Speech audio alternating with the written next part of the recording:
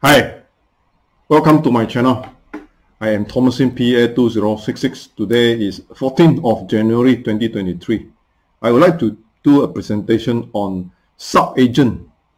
Sub-agent is a peculiar term that we seldom hear about in Malaysia. However, it's an important concept to understand what is a sub-agent in relation to the two other more common terms that we hear very often. That is the real estate negotiator, as well as there is a term called call agent. Also, this topic today is about sub-agent, call agent, and negotiator. How are they related? Let me begin.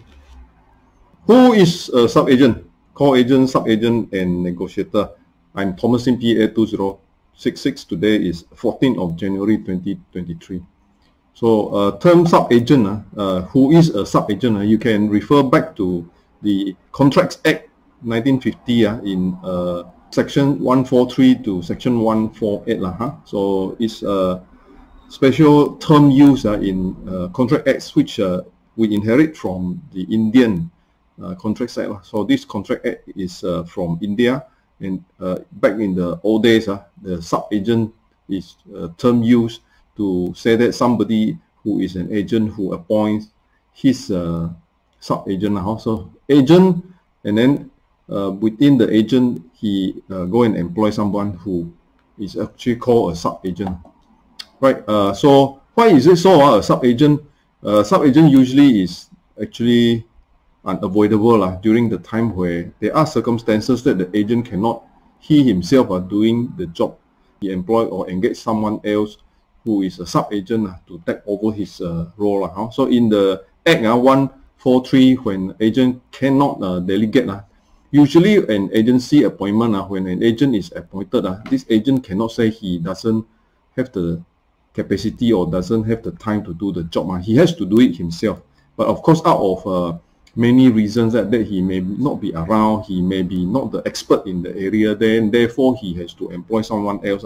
Expert in the area, for example, so if this agent is supposed to shipment of item, but then he may be expert in the buying of the negotiating, but he may not be the expert in testing whether this shipment of mineral ore is genuine, or it is how much content of this mineral ore actually is valuable. So therefore he has to employ someone who is a maybe a testing agent, a person who is qualified to do geological testing, and therefore this person who is an expert is being employed by him over the job to ensure the quality of the shipment of mineral ore is actually a sub-agent.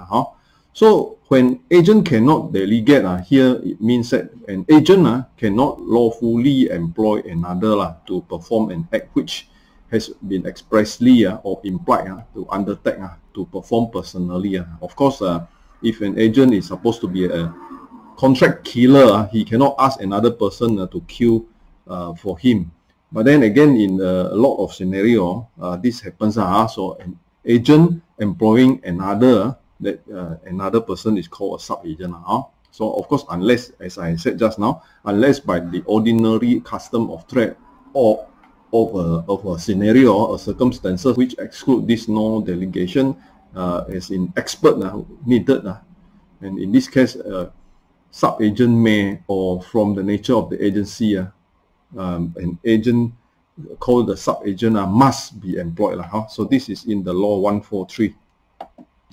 So sub-agent, as in definition by 144, the section 144 is a person employed by and acting under the control of the original agent in the business of agency. So which means that the registered estate agent who is employing his team of negotiator, this negotiator in fact in the law is a sub-agent. So before the negotiator has the amendment made into the Valuer, Appraiser, Estate Agent and Property Managers Act, the subsection 2A, when before 2017 year end, actually the position of a negotiator in law is actually a sub-agent under Contracts Act 1950 lah. So that was the reason lah. But then in the US, sub-agent is carrying another meaning. Anyway, let's do this first. When a principal who appoints an agent and then the agent appoints another sub-agent, what is the relationship of the principal to the sub-agent?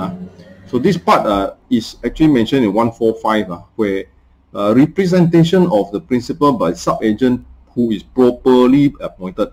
So usually in law, if there is a proper appointed person, like just now I was using the example, an agent is been appointed to buy a shipment of mineral ore, and then due to the circumstances that he has no expert opinion on the quality of the shipment, therefore he has to employ a geologist or a mineral testing person. So this person is in law required to certify the genuine content of the mineral ore, and this is properly appointed. Then the condition is sub-agent, when properly appointed, the principal is so far as regards to third person represented by the sub-agent and is bound by and responsible for his act as if he were an agent originally appointed by the principal. That's why I put an arrow yellow color here. So when this is a properly appointed sub-agent, the sub-agent in fact take over the responsibility as if he is directly appointed by the principal.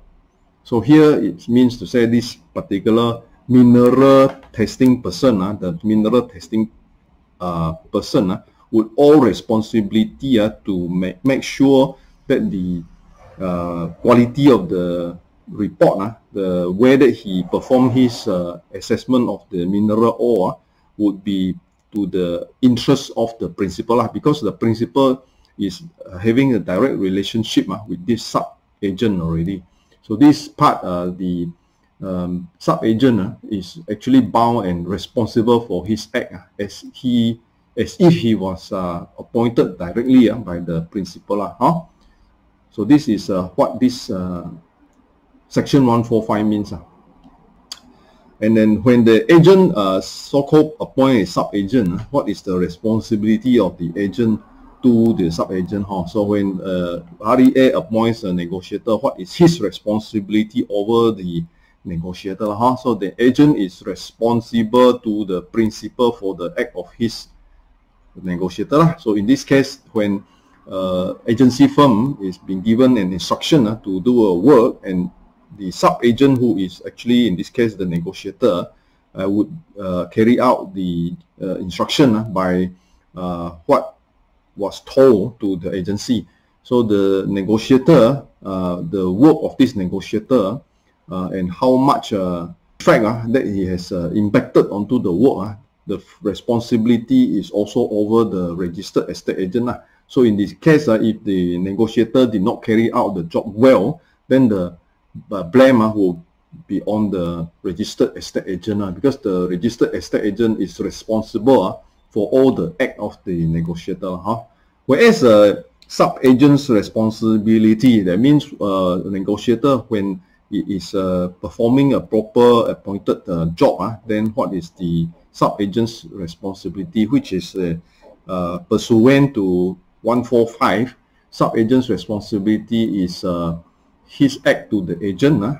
That means sub-agent in the case of a negotiator is to do his job well for the agency, but not to the principal. That means the principal, as in the case of the vendor, given the job to the agency, and the negotiator is employed by this agency to carry out the instruction. And the responsibility of the negotiator now is to ensure that he does his job in accordance to the agency's requirement, and in the case to carry out as much as he can according to the agency's provided support, except in the case of fraud or willful wrong. So in the case of fraud and willful wrong, I give an example here. So when a negotiator does the instruction going out to do the job, advertise and then invite a prospect to come forward. But when the prospect come over, it happened to have argument, and both sides lost control, and the negotiator has caused injury or caused damage to the property of the let's say his car So this viewing, and then this particular prospect came. There was heated discussion, and very angry. Later, the negotiator threw a stone and broke the windscreen of the prospect's car. So this is a criminal wrong towards the public, and therefore, who is responsible? So the part is that the sub-agent, in this case the negotiator, is responsible, and the negotiator also linked to the agency. The agency is also responsible for the act of the sub-agent, as well as in a case where it happened to be in the compound related to the job of the instruction, which is bringing the prospect to the house of the principal. The principal would be, in this case, vendor, responsible for the investigation. So in a lot of scenario, this may happen inside the property of the vendor. That means viewing carried out in the property of the vendor, and something happened, could be criminal wrong, and therefore all parties, including the vendor, the agency, as well as the negotiator, all are involved. Although outside of this, REN, the negotiator is not responsible to the vendor, apart from the fraud and the willful wrong. In a lot of scenario, when it opens to investigation, the vendor will be involved. So all this relates to disciplinary action. First, it will be taken by the board, because there is a complaint lodged to the agency about the wrongful act of the negotiator under this agency. So here it means that the disciplinary action will be taken against the agency, although the criminal wrong is always the person involved. That means if the negotiator actually caused personal harm or bodily harm to the viewing prospect, then it is personal for the negotiator to be named as to respond to this criminal act. So this I just summarize in the sense that when it involves criminal wrong, usually all parties will be investigated, but the main person will still be the negotiator. The negotiator cannot push all the duty and responsibility away, saying that it is not his fault. In the case that he has engaged in a heated discussion causing bodily harm to another individual, he is an adult, and he is fully responsible for his act. So sub-agent is responsible for his own act, and then to the agency as well, but not the part on the vendor. So the vendor, of course, can say that, well, it happened in my place, but then I did not know that this negotiator would harm another person. It's not my responsibility to ensure that the negotiator is able to restrain from the heated discussion. Sub-agent before the 1990s, in the earlier days, as I mentioned just now, on the term sub-agent, is actually not what is written in the Contracts Act. So sub-agent, if you check in the internet, is in fact co-agent in US. So I just go and pull this out first before we go back to the Wikipedia extract. So in the US, during the 1990s, early 1990s, and earlier than that, when there is a exclusive agency appointed agent, advertise, a buyer's agent come forward and talk to the listing agent in this case, and then this sub agent is actually the term used for this buyer's agent. So it seems that the agent who has instruction by the vendor actually employ or pay the sub-agent, in this case the co-agent, because they want to ensure that the sub-agent or this co-agent brings along a prospect to close the deal. So this is a summary. In Malaysia, this is, of course, now we understand it as a co-agent. Of course, in the way, in the US later, after the 1990s, they actually do not practice sub-agent anymore. They prefer that the buyer's agent will be paid by the buyer. So the buyer's agent will represent the buyer and negotiate for a better deal for the buyer. So in the age of day-to-day, sub-agent really not a practice in US anymore. So in Malaysia, it's called co-agent, and co-agent actually takes the money from the listing agent, so it doesn't really protect the buyer. So the disadvantage, as I put here, co-agent get paid from the listing agent, hence will not cite the buyer. So usually when that is the case, the buyers be aware. So let us go back to the earlier extract from the Wikipedia. So this is a sub-agent in the US.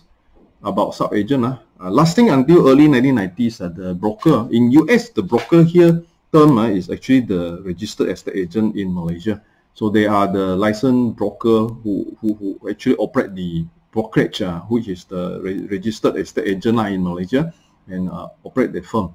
I provide a conventional full service commission-based brokerage relationship under a signed listing agreement. That means the listing agent only with the seller. So the vendor gives the listing to the broker. Then this later on, thus creating an agency relationship of the fiduciary obligation under common law in most of the US and Canada. The seller was then a client of the broker. So this is quite clear because the vendor gives the listing to the listing agent. Then, however, no such agency relationship exists when a buyer is taken to brokers through another agent. So the buyer with the broker's agent helping, who is the intermediary. So in this case, I read out. And the broker's agent helped the buyer, who was typically known as his or her customer. In this situation, during the entire period in which the buyer looked at the property, enter into the real estate contract, buying and sales and purchase, and finally close. The broker and the agent who is helping up actually function solely as a sub-agent of the seller's broker. So as I said just now, this buyer was brought to the broker by another agent who is actually not working in the brokerage. Therefore, the sub-agent term was actually used to describe this relationship. Although here it says that the broker stock agent functions solely as the sub-agent of the seller's broker. So that is the core agent. So we understand now that sub-agent in the US in 1990s actually is a role as a core agent. But in the Contract Act, sub-agent is actually saying he who is being given due to circumstances that the actual agent cannot perform the job, and therefore he is appointed properly by the agent to carry out a specific job, and it is properly appointed, and that means it's properly appointed through the principal. Right, we now summarize our co-agent. Who is it? In fact, co-agency agreement we have gone through in the earlier video. You can go back to my earlier video on co-agency, so-called MEAS Standard 7. So it's about listing agent working with a co-agent to try and bring forward a deal that this co-agent has a prospect buyer. So co-agent brings in the prospect buyer to a listing agent, and indeed actually co-agent does not have an agency appointment direct with the vendor. So the actual owner seller did not actually appoint the co-agent, but the co-agent try and help out the listing agent to close a prospect who happen to be engaging or so-called knowing being introduced through the core agent to the listing agent, helping the listing agent. So in fact, the core agent in this case is actually an ad hoc employed agent by the listing agent. So if you think about this as a real estate negotiator, as a sub-agent, which is, as I earlier on explained, in the Contract Act 1950, before the amendment to the Valuer, Appraiser, Estate Agent and Property Managers Act 1981, which is Amendment 2017 December, and diwatakan in 2018 for the role of a negotiator. Actually, earlier on, the negotiator exists as a sub-agent in Contracts Act 1950. So when that happens, it means that the negotiator is employed by the agent, in this case the registered estate agent in the agency firm. So under Section 22C, subsection 2A, it says that negotiator means a person who is employed by a registered estate agent to assist him in the estate agency practice. So this is the classical definition of sub-agent. And in the US, the sub-agent also carries the meaning of a core agent. In the early 1990s, when an agent, in this case, anyone who is probably irrespective of whatever role, either a negotiator or a probationary estate agent or a registered estate agent who has no engagement with the vendor and now brings forward a prospect to the listing agent, or who does not have an engagement with the vendor brings a prospect to the listing agent and helping the listing agent to give a matching prospect to close the deal. So this is assuming the work of a core agency, and then he is actually paid a sharing of a commission or a professional fee from the listing agent's agreed fee with the vendor, usually through a agreement of core agency. So our conclusion this afternoon about sub-agent, core agent, and real estate negotiator is about Contract Act 1950 on the part of 143 to 145. Sub-agent. Sub-agent is someone who is actually engaged by the agent in circumstances to carry out certain job. The sub-agent in the US, however, in the early 1990s actually means a core agent in the case of our current understanding of core agency. So sub-agent is a core agent in the US. So negotiator can be a sub-agent in the total understanding of being appointed under employment of agency, and it also can carry a meaning of core agent. A negotiator can be a core agent when he brings forward a prospect to a listing agent, and then therefore any agent, in fact, it can be a negotiator, it can be a probationary estate agent, PEA, it can be a registered estate agent who brings forward a prospect to a listing agent. This person is a core agent. It's called a core agent. I have a few website and platform, of course, e-learning system under the estateagentexam.com. I have done a few advertising platform, comparative index IPI for the ranking of properties under contract2you.com, also a community of agents to do listing under geolinking of businesses, which is findway.info. And we have My Real Property Online, which is a collection of my listing as well as my video, also write-ups. Thank you very much. I am Thomasin PA2066. This is my mobile number and the website address of the 4 platforms. And thank you.